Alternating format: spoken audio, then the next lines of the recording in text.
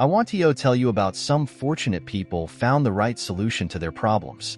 They followed a simple but highly practical plan, and in each case, the outcome was a happy and successful one. These people are in no sense different than you. They had the same problems and difficulties that you have, but they found a formula which helped them to get the right answers to the difficult questions facing them. This same formula applied by you can get similar results. First, let me tell you the story of a husband and wife, longtime friends of mine. For years, Bill, the husband, worked hard until he finally reached the rung next to the top of the ladder in his company.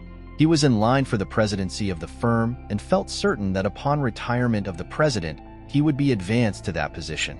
There was no apparent reason why his ambition should not be realized, for by ability, training, and experience he was qualified. Besides, he had been led to believe he was to be chosen. However, when the appointment was made, he was bypassed. A man was brought in from the outside to fill the post. One arrived in his city just after the blow had fallen. The wife, Mary, was in an especially vindictive state of mind. At dinner, she bitterly outlined all that she would like to tell them. The intense disappointment, humiliation, frustration, focused in a burning anger which she poured out to her husband and me. Bill, on the contrary, was quiet, obviously hurt, disappointed, and bewildered. He took it courageously. Being essentially a gentle person, it was not surprising that he failed to become angry or violent in his reaction. Mary wanted him to resign immediately. She urged him to tell them off and tell them plenty, then quit. He seemed disinclined to take this action, saying perhaps it was for the best, and he would go along with the new man and help him in any way that he could.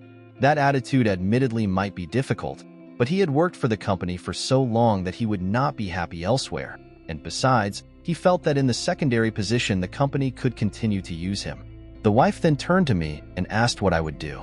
I told her that would, like herself, undoubtedly feel disappointed and hurt, but that I would try not to allow hate to creep in, for animosity not only corrodes the soul, but disorganizes thought processes as well.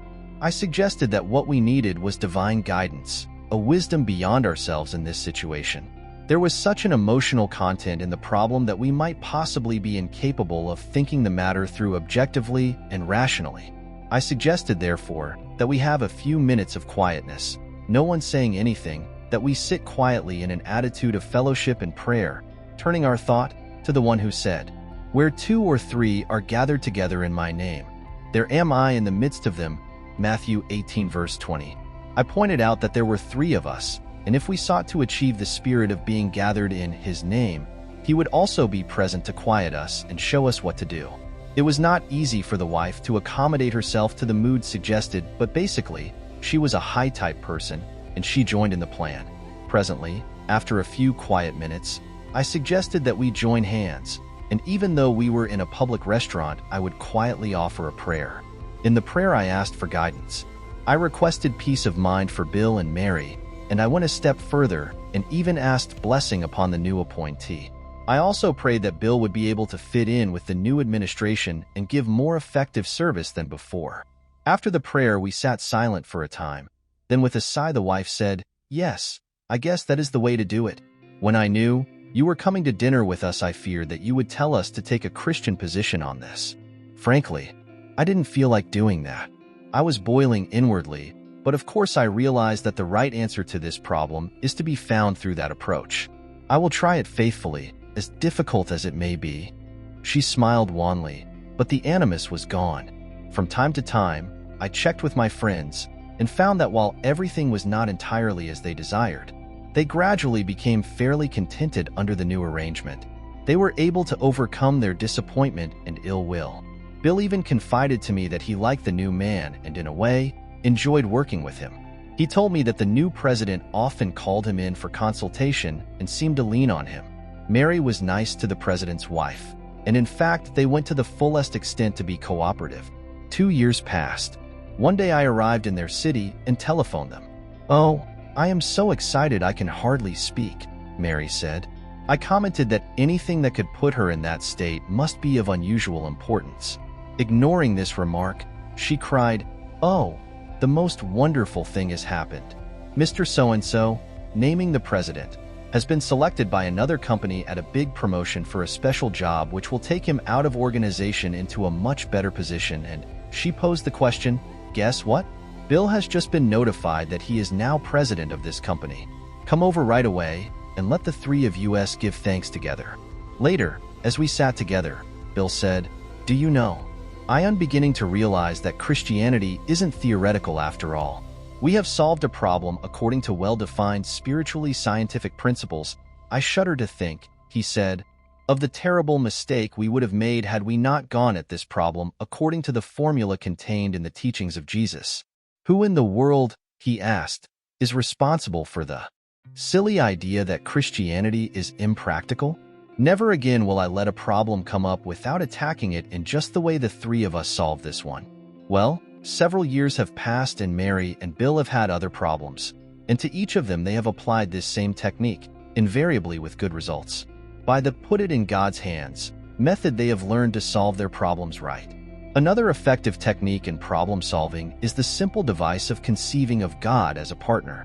One of the basic truths taught by the Bible is that God is with us. In fact, Christianity begins with that concept, for when Jesus Christ was born, he was called Emmanuel, meaning God with us. Christianity teaches that in all the difficulties, problems, and circumstances of this life, God is close by. We can talk to him, lean upon him, get help from him, and have the inestimable benefit of his interest, support, and help. Practically everybody believes in a general way that this is true, and many have experienced the reality of this faith. In getting correct solutions to your problems, however, it is necessary to go a step further than believing this, for one must actually practice the idea of presence. Practice believing that God is as real and actual as your wife, or your business partner, or your closest friend. Practice talking matters over with him. Believe that he hears and gives thought to your problem. Assume that he impresses upon your mind through consciousness the proper ideas and insights necessary to solve your problems. In these solutions there will be no error, but that you will be guided to actions according to truth which results in right outcomes. A businessman stopped me one day following a Rotary Club meeting in a western city at which I had made a speech. He told me that something he had read in one of my newspaper columns had, as he put it, completely revolutionized his attitude and saved his business. Naturally, I was interested and pleased that any little thing I had said would bring about such a splendid result. I had been having quite a difficult time in my business, he said. In fact, it was beginning to be a very serious question as to whether I could save my business. A series of unfortunate circumstances together with market conditions, regulatory procedures, and dislocations to the economy of the country generally affected my line. I read this article of yours in which you advanced the idea of taking God in as a partner. Think you used the phrase, effect a merger with God. When I first read that, it seemed to me a rather cracked brain idea. How could a man on earth, a human being, God as a partner? Besides, I had always thought of God as a vast being, so much bigger than man that I was like an insect in his sight. And yet you were saying that I would take him as a partner. The idea seemed preposterous. Then a friend gave me one of your books and I found similar ideas scattered all through it. You told actual life stories about people who followed this advice. They all seemed to be sensible people, but still I was unconvinced. I always had the idea that ministers are idealistic theorists, that they know nothing about business and practical affairs. So, I sort of wrote you off, he said with a smile. However, a funny thing happened one day. I went to my office so depressed that I actually thought the best thing for me to do would be to blow my brains out and get away from all these problems which seemed completely to floor me. Then into my mind came this idea of taking God as a partner. I shut the door, sat in my chair, and put my head on my arms on the desk. I might as well confess to you that I hadn't prayed more than a dozen times in as many years. However, I certainly did pray on this occasion. I told the Lord that I had heard this idea about taking him in as a partner, that I wasn't actually sure what it meant, or how one did it. I told him I was sunk, that I couldn't get any ideas except panicky ones, that I was baffled, bewildered, and very discouraged. I said I can't offer you much in the way of a partnership, but please join with me and help me. I don't know how you can help me, but I want to be helped. So, I now put my business, myself, my family, and my future in your hands. Whatever you say goes. I don't even know how you are going to tell me what to do, but I am ready to hear and will follow your advice if you will make it clear." "Well," he continued, "that was the prayer. After I finished praying, sat at my desk. I guess I expected something miraculous to happen, but nothing did. However, I did suddenly feel quiet and rested. I actually had a feeling of peacefulness. Nothing out of the ordinary occurred that day nor that night. But next day when I went to my office, Jay had a brighter and happier feeling than usual. I began to feel confident that things would turn out right. It was hard to explain why I felt that way. Nothing was any different. In fact, you might even say things were a shade worse, but I was different, at least a little different. This feeling of peacefulness stayed with me, and I began to feel better. I kept praying each day and talked to God as I to a partner. They were not church prayer, just plain man-to-man talk. Then one day in office, all of a sudden an idea popped up in my MMD. It was typed toast popping up in a toaster. I said to myself, well, what do you know about that? For it was something that had never occurred to me, but I knew that it was just the method to follow. Why I had never thought of it before I haven't the slightest idea. My mind was too tied up, I guess. I hadn't been functioning mentally. I immediately followed the hunch. Then he stopped. No, it was no hunch. It was my partner talking to me. I immediately put this idea into operation and things began to roll.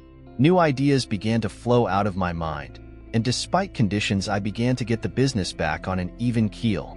Now the general situation has improved considerably, and I am out of the woods. Then he said, I don't know anything about preaching or about writing the kind of books you write, or any book for that matter, but let me tell you this. Whenever you get a chance to talk to businessmen, tell them that if they will take God as a partner in their business, they will get more good ideas than they can ever use, and they can turn those ideas into assets. I don't merely mean money, although a way to get a good return on your investment, I believe, is to get God-guided ideas. But tell them that the God partnership method is the way to get their problems solved right. This incident is just one of many similar demonstrations of the law of divine human relationship working itself out in practical affairs. I cannot emphasize too strongly the effectiveness of this technique of problem solving. It has produced amazing results in the many cases coming under my observation. In the very necessary business of solving personal problems, it is important, first of all, to realize that the power to solve them correctly is inherent within you. Second, it is necessary to work out and actualize a plan. Spiritual and emotional planlessness is a definite reason for the failure of many people to meet their personal problems successfully. A business executive told me that he puts his dependence upon the emergency powers of the human brain. It is his theory, and a sound one, that a human being possesses extra powers that may be tapped and utilized under emergency situations.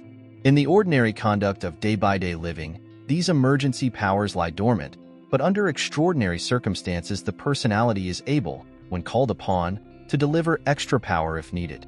A person who develops a working faith does not allow these powers to lie dormant, but in proportion to his faith brings many of them into play in connection with normal activity. This explains why some people demonstrate greater force than others in daily requirements and in a crisis. They have made it a habit normally to draw upon powers that would otherwise be ignored except in some dramatic necessity. When a difficult situation arises, do you know how to meet it? Have you any clearly defined plan for solving unusually difficult problems as they develop? Many people proceed on a hit-or-miss method, and sadly enough, most frequently they miss. I cannot urge too strongly the importance of a planned use of your greater powers in meeting problems. In addition to the method of 2 or 3 praying together in the surrender of God technique and that of establishing a partnership with God and the importance of a plan to tap and utilize emergency inner powers, there is still another tremendous technique, that of practicing faith attitudes. I read the Bible for years before it ever dawned on me that it was trying to tell me that if I would have faith and really have it, that I could overcome all my difficulties, meet every situation, rise above every defeat, and solve all the perplexing problems of my life. The day that realization dawned on me was one of the greatest, if not the greatest, of my life. Undoubtedly, many people will read this book who have never gotten the faith idea of living. But I hope you will get it now, for the faith technique is without question one of the most powerful truths in the world having to do with the successful conduct of human life. Throughout the Bible, the truth is emphasized again and again that, if ye have faith as a grain of mustard seed, nothing shall be impossible unto you. Matthew 17 verse 20. The Bible means this absolutely, factually, completely, and literally. It isn't an illusion. It isn't a fantasy. It is not an illustration, nor a symbol, nor a metaphor, but the absolute fact: faith, even as a grain of mustard seed, will solve your problems. Any of your problems, all of your problems, if you believe it and practice it. According to your faith, be it unto you. Matthew 9 verse 29. The requirement is faith, and directly in proportion to the faith that you have and use will you get results. Little faith gives you little results. Medium faith gives you medium results. Great faith gives you great results. But in the generosity of Almighty God, if you have only the faith symbolized by a grain of mustard seed, it will do amazing things in solving your problems. For example, let me tell you the thrilling story of my friends Maurice and Mary Alice Flint. I became acquainted with them when a previous book of mine, A Guide to Confident Living, was condensed in Liberty magazine. Maurice Flint at that time was failing, and failing badly. Not only was he failing in his job, but as a person as well. He was filled with fear and resentment, and was one of the most negative persons I have ever encountered. He was endowed with a nice personality, and at heart was a wonderful fellow, but he had simply messed life up, as he himself admitted. He read the condensation of the book, in which is emphasized the idea of mustard seed faith. At this time, he was living in Philadelphia with his family, a wife, and 2 sons. He telephoned my church in New York, but for some reason did not make contact with my secretary. I mention this to show his already changing mental attitude, for normally he would never have called the second time, because it was his pathetic habit to give up everything after a feeble effort, but in this instance, he persevered until he got through and secured the information. Relative to the time of church services, the next Sunday B drove from Philadelphia to New York with his family to attend church, which he continued to do even in the most inclement weather. In an interview later, he told me his life story in full detail and asked if I thought he could ever make anything of himself. The problems of money, of situations, of debts, of the future, and primarily of himself were so complicated, and he was so overwhelmed with difficulty that he regarded the situation as completely hopeless. I assured him that if he would get himself personally straightened out and get his mental attitudes attuned to God's pattern of thought, and if he would learn and utilize the technique of faith, all his problems could be. One attitude that both he and his wife had to clear out of their minds was that of resentment. They were dully mad at everybody and acutely so at some. They were in their present unhappy condition, so they reasoned in diseased thoughts, not because of any failure on their part, but because of dirty deals other people had given them. They actually used to lie in bed at night, telling each other what they would like to say to other people by way of insult. In this unhealthy atmosphere, they tried to find sleep and rest, but with no successful result. Maurice Flint really took to the faith idea. It gripped him as nothing ever had. His reactions were weak, of course, for his willpower was disorganized. At first, he was unable to think with any power or force due to his long habit of negativism, but he held on tenaciously, even desperately, to the idea that if you have faith as a grain of mustard seed, nothing is impossible. With what force he did have, he absorbed faith. Of course, his capacity to have faith gradually increased as he practiced it. One night, he went into the kitchen where his wife was washing dishes. He said, "The faith idea is comparatively easy on Sunday in church, but I can't hold it. It fades. I was thinking that if I could carry a mustard seed in my pocket, I could feel it when I began to weaken and would help me to have faith." He then asked his wife, "Do we have any of those mustard seeds? Or are they just something mentioned in the Bible? Are there mustard seeds today?" She laughed and said, "I have some right here in a pickle jar." She fished one out and gave it to him.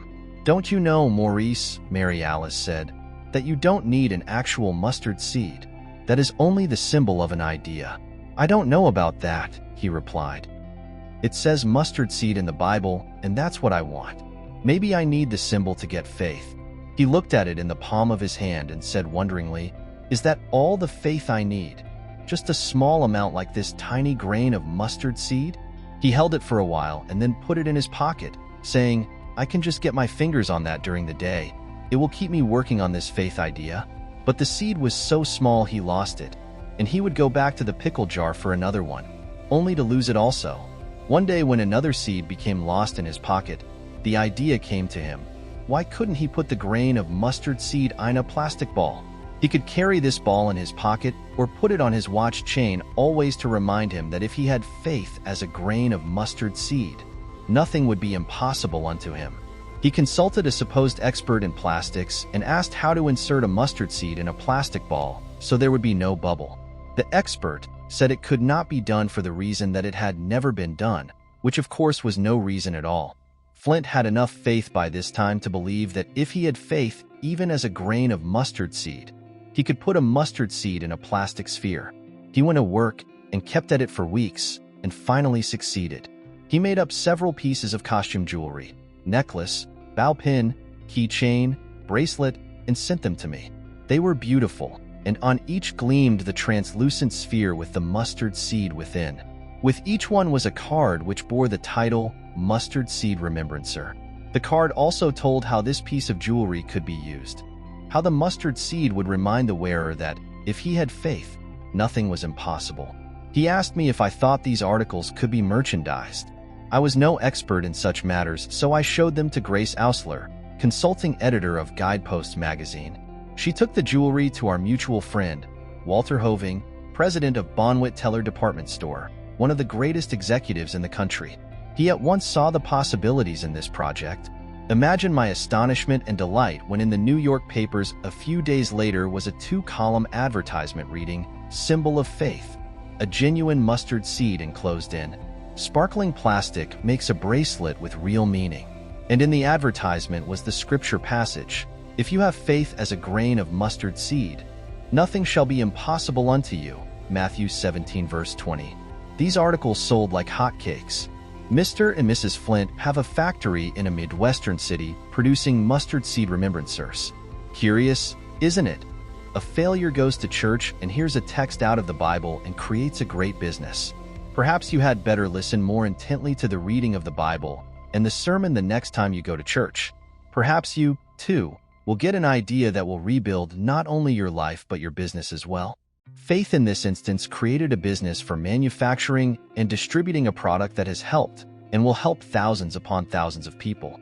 So popular and effective is it that others have copied it, but the Flint Mustard Seed Remembrancer is the original. The story of the lives that have been changed by this little device is one of the most romantic spiritual stories of this generation.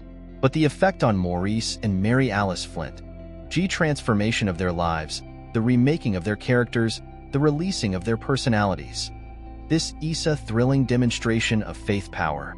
No longer are they negative, they are positive. No more are they defeated, they are victorious. They no longer hate. They have overcome resentment, and their hearts are tilled with love. They are new people with a new outlook and a new sense of power. They are two of the most inspiring people I ever knew. Ask Maurice and Mary Alice Flint how to get a problem solved right. They will tell you. Have faith really have faith? And believe me, they know. If as you read this story you have said to yourself negatively, and that is being negative, the Flints were never so bad off as I am. Let me tell you that I have scarcely ever seen anybody as badly off as were the Flints. And let me say further that regardless of however desperate your situation may be, if you will use the 4 techniques outlined in this chapter, as did the Flints, you, too, can get your problem solved right. In this chapter, one have tried to show various methods for solving a problem. Now I wish to give 10 simple suggestions as a concrete technique to use generally in solving your problems. 1. Believe that for every problem there is a solution. 2. Keep calm. Tension blocks the flow of thought. Your brain cannot operate efficiently under stress. Go at your problem easy like. 3. Don't try to force an answer. Keep your mind relaxed that the solution will open up and become clear. 4. Assemble all the facts impartially, impersonally, and judicially. List these facts on paper. This clarifies your thinking, bringing the various elements into orderly system. You see as well as think. The problem becomes objective, not subjective. 6. Pray about your problem, affirming that God will flash illumination into your mind. 7. Believe in and seek guidance on the promise of the 73rd Psalm. Thou shalt guide me by thy counsel. 8. Trust in the faculty of insight and intuition. 9. Go to church and let your subconscious work on the problem as you attune to the mood of worship. Creative spiritual thinking has amazing power to give right answers. 10. If you follow these steps faithfully, then the answer that develops in your mind, or comes to pass, is the right answer to your problem.